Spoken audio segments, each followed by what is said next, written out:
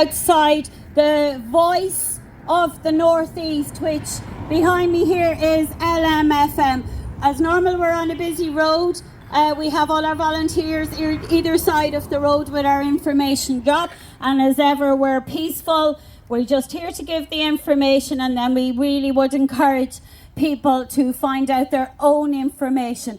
Now let's just take a little journey back to 2019, and I can speak as a Meath Louth person when Michael Reid, now deceased, and his team of people broke it to the people of County Louth in tandem with the national media, paid media, that this scandemic, this COVID-demic had now hit the whole world, and we're all going to die, apparently. This is what they told us.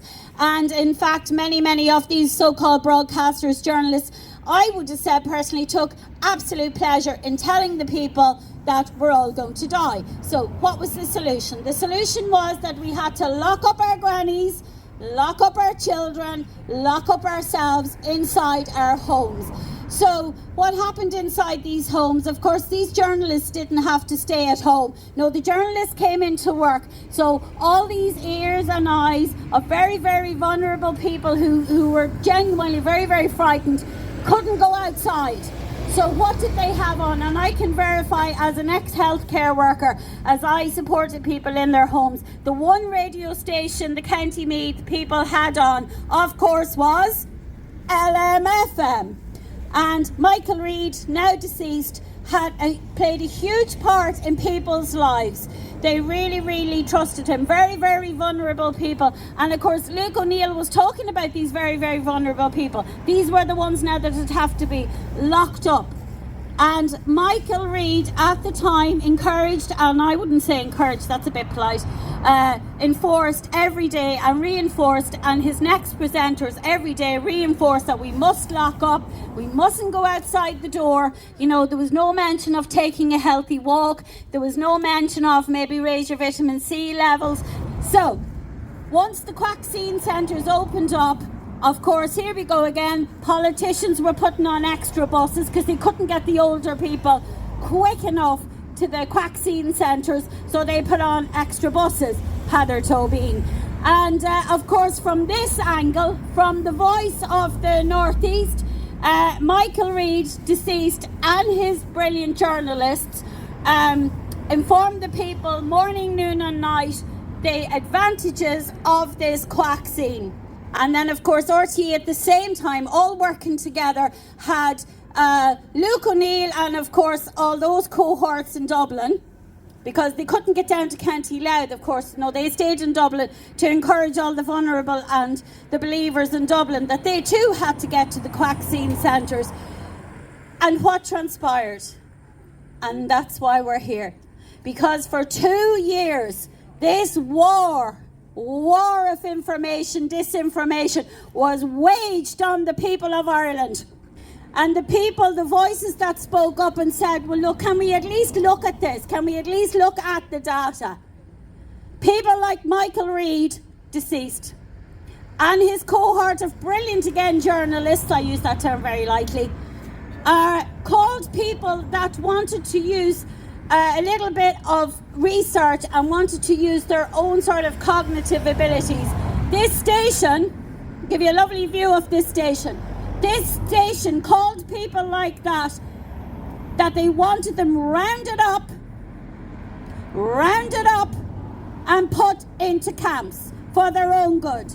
Now, unfortunately, we did look for that particular piece of information on their website, but it has been removed.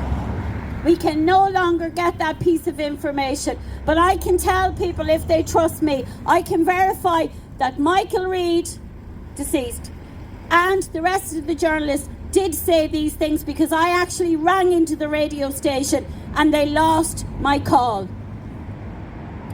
So in 2024, LMFM and all the other criminal media, thank you, we always get the great support, all the other criminal media, but we're dealing with LMFM today.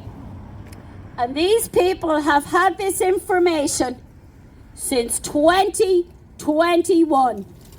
And the question we have to ask ourselves, how many people, how many young, old and in the middle have lined up for this vaccine that was never a vaccine but a bioweapon, according to Pfizer's own data, not our data. And still today, in 2024, in November, All Souls Day, and we must remember our fallen souls. And in 2024, November, LMFM have been given the opportunity this morning to come out and speak to somebody, at least give, some acknowledgement to people like Ethna and other people that are standing here this morning. And instead of having the